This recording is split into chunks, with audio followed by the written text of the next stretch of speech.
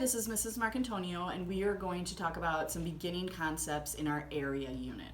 So the first thing that we need to understand is that students are used to measuring length and only length. So they're used to measuring things that go in a straight line.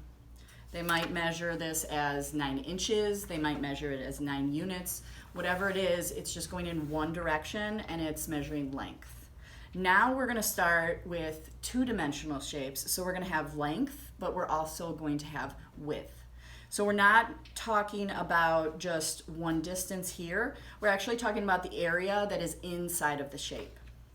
So one of the first things your student would be asked to do would be to make a shape that has X amount of square units. So just to start off, let's start with a shape that has 6 square units.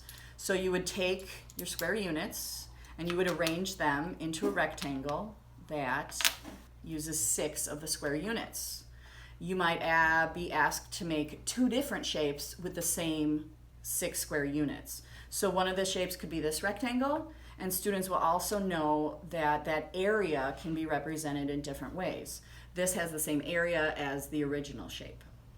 When we are talking about area, students are going to need to know the difference between rows and columns. I talk about this, and the analogy that I use is rows of corn.